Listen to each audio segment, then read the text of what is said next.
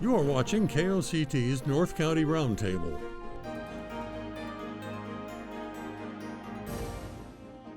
Welcome, and thank you for joining us at KOCT Roundtable.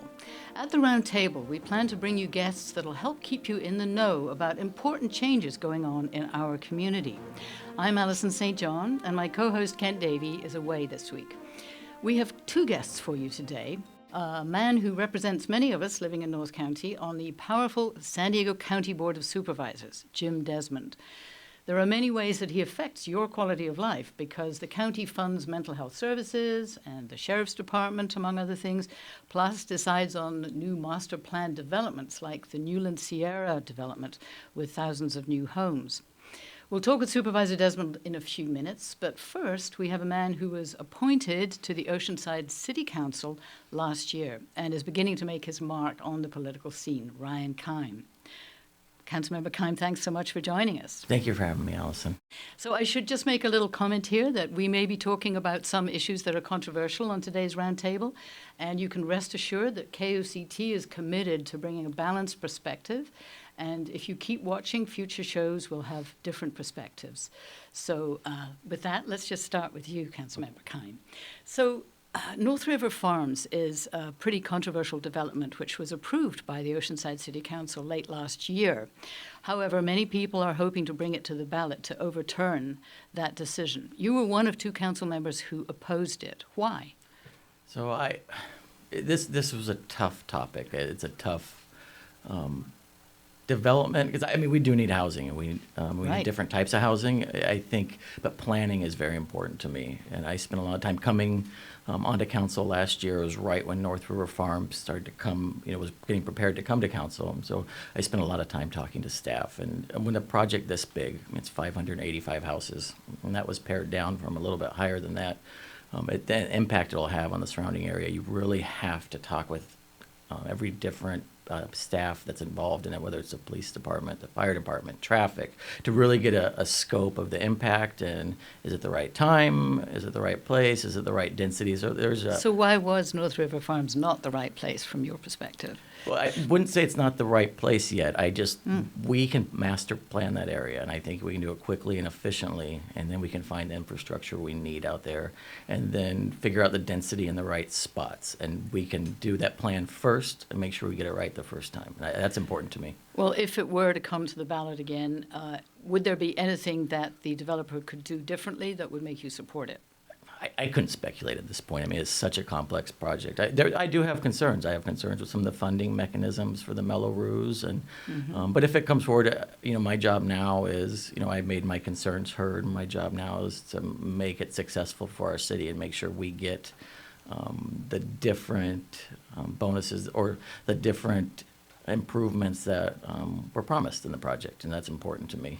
So there's more that you feel the developer should do. Now, just supposing. Sorry, go ahead. No,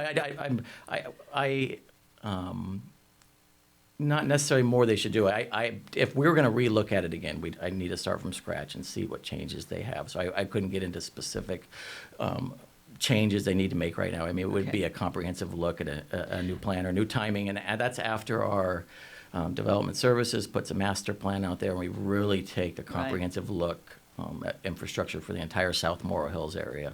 Is there anywhere else in the city of Oceanside where you feel like more development should be happening, bearing in mind that there is a housing shortage? So we're focusing on a lot of really good infill projects right now, and you're going to hear the term smart growth a lot. And for example? So, we just had smart growth to me is infill near transit, near corridors, existing infrastructure, where it can turn maybe underutilized properties into higher density, successful residential developments that get people close to work, get people close to transportation, and that are planned and have the right infrastructure in place already. And so we're working hard, and I think we're making our city better that way too. So as someone who used to work in the police department, you're quite familiar with the homeless problem. And of course, lack of housing is part of the homeless problem, or at least lack of affordable housing. What do you think the city is doing to increase the amount of affordable housing? First, the premise of that question. So the homeless issue is very complex, and it's not. I think housing is a small part of that. It's something we really need to focus on. But we have mental illness and addiction. I think it's not talked about enough, and we have so many people in our community that really need help. I was at the sheriff's department as a spokesman, and one of the powerful statements I heard Sheriff Gore say is, the jails, San Diego County jails, are often the biggest mental health care providers in the county. And that's a challenge. When you get the first time that someone's getting health care or they're at a mental health crisis is when they need to call law enforcement. So there are things with, housing's just one part of it. So right. I think that's, and we can work on that. Well, let's just talk about affordable housing as being the one small part of homelessness. I totally agree. More than 50% of people who are homeless apparently do have issues with mental health, but there's also people who just cannot find somewhere affordable to live. What is Oceanside doing to provide more affordable housing?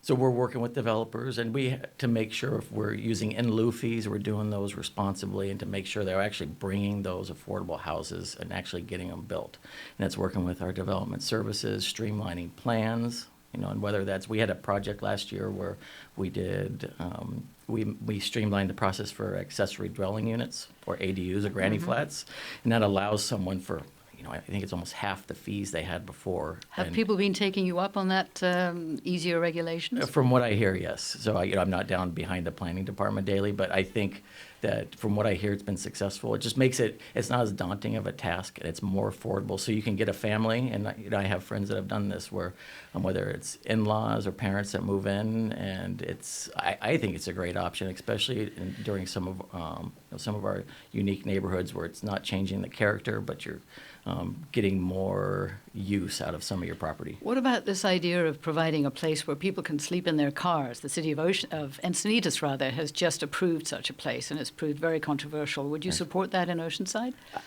It would. It depends on the details, and it's hard to say yes or no just on that general of an idea. There's a lot that goes into that, especially in coming from the police department. I'm familiar with the challenges. And I know Encinitas was, some of their promises were it's going to be drug and alcohol free. They're going to have security, which are important. They also, though, some challenge that you can only be there from a certain period. I think 6 or 7 at night to 6 or 7 in the morning. So we need to have, if you're going to do that, you need to, where are those residents going to go during the daytime, and what kind of wraparound services? So we're not just, I think any service we provide for the homeless crisis, it needs to be getting us to a different level, the next level of how can we get someone, whether it's a new job, health care, what can we do to make their lives better instead of just giving them a place to sleep for just that night. So it needs to be a comprehensive solution. Okay. So let's shift gears here and talk a little bit about climate change and sea level rise, because I know that you are on the Shoreline Preservation Working Group, and Oceanside is in a position where it has some resources that are very threatened by sea level rise, including the Strand and the harbour. Predictions say the harbour might be flooding regularly at high tides by 2040. What do you think the city should be doing now to prepare for sea level rise? So this is something I'm very passionate about. Growing up in Oceanside, I grew up surfing. So I've been, my favorite spot's the harbor, North Jetty. So we have, going to planning, and we talked to our planning staff, you can successfully plan out maybe 15, 20 years. So what does that look like to us in the next 15 or 20 years? And I went to the assembly. There was a subcommittee on sea level rise with our local assemblywoman, and we talked about what is happening now. And so we've had, I think, about 6 to 8 inches of sea level rise that's been documented, but we're already having issues, and that's because of our sand problem. So it doesn't, for us, Oceanside, it doesn't matter right now if we don't have any more sea level rise. We're already having an issue. We just had our king tides last month, and the water is up to the Strand. We have, if you go south of Wisconsin Street, we almost don't have any sand. It comes up to the rock revetments. So the way we deal with that right now, though, is by focus on getting more sand on our beaches and providing that buffer. Are you concerned that the city might end up on the hook for the private property owners whose properties are flooded by sea level rise? I think that's speculation down the road. I think right now sand is an important part of our city. So we have almost $400 million of tourist spending in the city, and a lot of that is focused on the beach. We have 3.5 miles of generally gorgeous beaches. And So basically, more sand is your solution to sea level rise at the moment? Right now, it's the most cost-effective. It's the most sure way to protect our infrastructure, protect our property, and it's also going to provide the beach activities are number one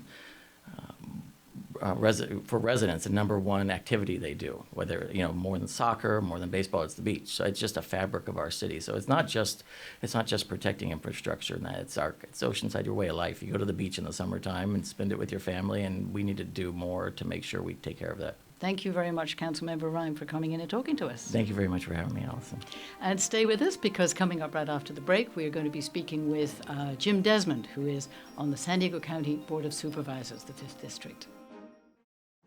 Welcome back to the KOCT Roundtable. Our next guest is the former longtime mayor of San Marcos and now the San Diego County Supervisor for the 5th District, Jim Desmond. He represents all of us who live in Oceanside, Carlsbad, Vista, and San Marcos, plus all the way out to the unincorporated areas of Valley Center and Julian, and even out to Anza Borrego. So, Supervisor Desmond, thank you so much for coming in. Alison, great to be here with you. So now you've been on the job for about a year now, and there's been a lot of activity in the County Board of Supervisors on mental health, so let's start right there. Here in North County, Tri-City closed its psychiatric, crisis stabilization unit, and now it looks like something is happening. Tell us, what is the county doing for mental health in North County? Well, we're doing quite a bit. In Tri-City, to start with, it had just shut down before I got elected, and one of the things I did is I got together with the Tri-City board, Palomar Hospital board, and tried to figure out a path here for North County. And what we were able to do at the county is we provided $17 million towards the building of behavioral health beds and to reopen those beds at Tri-City Hospital. Those are construction dollars. It's going to take about a couple of years or so to get that building built, but we did that. So we're going to get those beds back and opened up again. I think that's about 16 beds. We're also in the process of opening up 2 crisis stabilization units, and these are where the police officers can take someone if they're having an episode or trauma or things like that. And a crisis stabilization unit, people can be held there for up to 24 hours, get people stabilized, get them on their medications, get them a shower, and get them back on their feet. And this was key because the police were often spending hours taking them down to San Diego. Where are these stabilization centers? Well, the ones that we're proposing, they're still in the works, but we're moving along quite quickly. The first one I think that's going to be opening up first is in Oceanside, and that's going to be at the Live Well Center on Mission Avenue. So we're taking an existing county building in our space and putting in a crisis stabilization unit. And these are actually chairs. They're called chairs because so someone sits in a big easy chair and gets hopefully healed and back on their feet and then back out on the streets. The other one is in the city of Vista.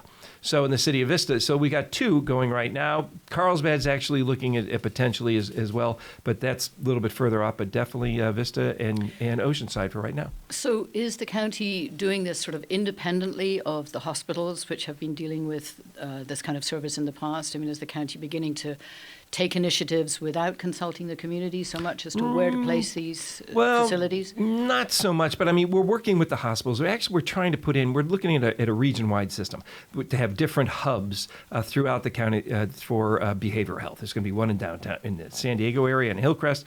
The hub in North County is going to be actually Palomar Hospital, but also as an ancillary hospital as part of that is going to be Tri-City. Okay. And it's the reason it's Palomar because Palomar has both a crisis stabilization unit and behavioral health beds. We're only going to have behavioral health beds at Tri-City, but the crisis stabilization unit we're looking at putting at the Vista courthouse.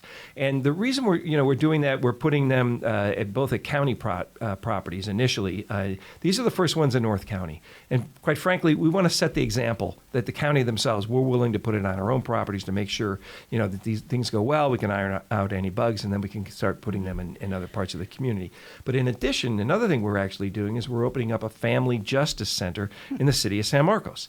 And a family justice center is where, unfortunately, battered women or that, maybe are kicked out of the house or they're having problems. This is a place they can go in San Marcos for sort of a one-stop shop to, get restraining orders if they need to, get housing if they need to, get clothing, help with their children and things like that. So it's a kind of resource center for North County residents in trouble in the areas that the county is responsible for domestic problems and trouble. And also now the city of Carlsbad is actually putting in some housing for veterans that are housings that actually have programs that help get the veterans back on their feet. And so there's two different houses, and they each going to have 24 people in the house, and they're like studio apartments, but there's going to be like a central meeting room where they have programs put on, and I think the county is going to be paying for the providers of those programs, or the Veterans of Services.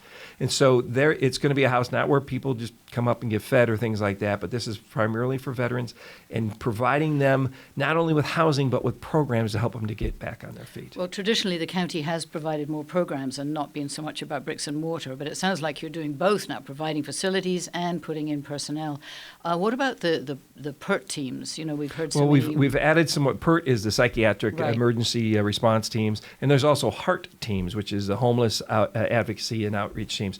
So we're actually in this we just did a board letter at the county put forwarded 2 days ago to add more officers and more people to those teams and increase the number of those teams throughout the county so that they can go out and work with individuals directly on the streets. And for those that want help, we can help them get into programs and hopefully housing. Okay, so the county is putting millions of their budget into mental health. Do you think North County is getting its fair share? Absolutely. We're actually kind of leading the county in as far as getting these programs in shape. The $17 million at Tri-City, the 2 CSUs. There's no other CSUs in San Diego except for down at Rosecrans, which is a county facility, but we're the first ones to put in community CSUs. The county has not had a family justice center. There's one in San Diego run by the city of San Diego, and that's coming into North County.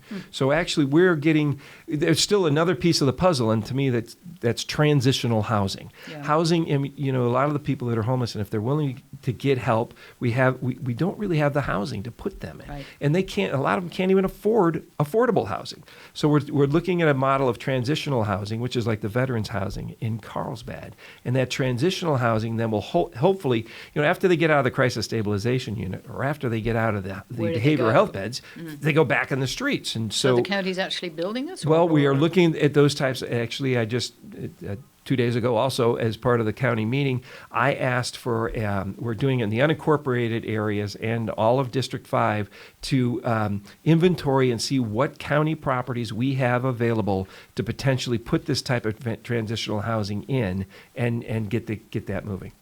Let's talk a little bit about transit, because that's another thing that is a very big issue in North County, is that people are concerned that, for example, Sandag is spending millions on bike lanes and billions.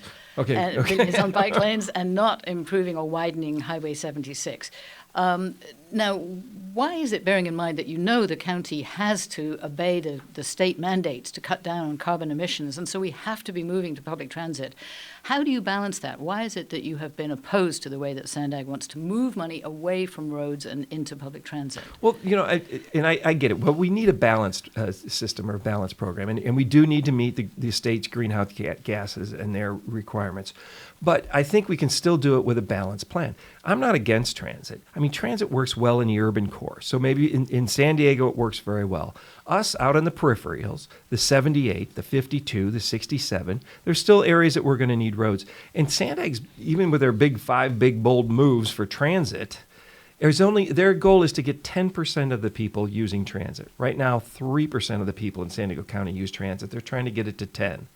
That leaves 90% of us still on the roads. And goods and services also have to move on these roads and highways. And we just, we just had an agreement. The president announced the agreement with Mexico and Canada, trade agreements. There's going to be a lot more goods movement coming across the border from Mexico, coming up straight up the I-5 and the I-15. And so we still need roads. So I'm not anti-transit, I'm not anti-bicycle. I just want to make sure that we, in North County and East County, the peripherals, not the urban core areas, but that we get also our fair share of our roads and infrastructure, because we still need that. So I'm just looking for more of a balanced plan instead of a one side takes all, and that's the track that Sandag's been on. So when will 78 get widened, do you think? I'm hoping in my lifetime. Okay. And really, here's what we're trying to do in the 78.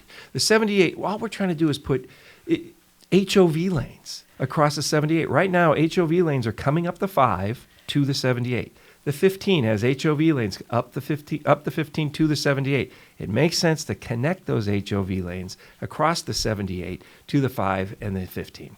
Let's talk quickly about development, because one of the issues on the March ballot is this Measure B, which is Newland Sierra, which is in fact in San Marcos, your backyard, just north of San Marcos, should we say, in the unincorporated area there. Yes. So this would provide 2,000 new homes. People who are opposed to it, though, say we shouldn't be sprawling out into the unincorporated, semi-rural areas. We should be building where we have the roads in the cities. Why do you support sprawl? Well, I think that's a loaded question to say. I support housing. I support housing, and we have a huge shortage. And that Newland Sierra project is right on the 15, which is a huge unused source of infrastructure. And I hear that part of the state's mandates are to cut down on vehicle miles traveled. A lot of our workforce lives in Riverside County, because we have forced them out. We have forced our workforce out further and further, and they have to drive from Riverside County down to San Diego. They make their money down here, but they spend their money and pay their taxes in Riverside County. We keep pushing people further and further out. So to say that I'm an advocate for sprawl, I don't think is fair. But to say I'm an advocate for housing where infrastructure exists is really what Newland Sierra is, and building housing for people that work and live here in San Diego County. So it's along the 15 corridor, along that piece of infrastructure, and I think no project is perfect, and it never will be.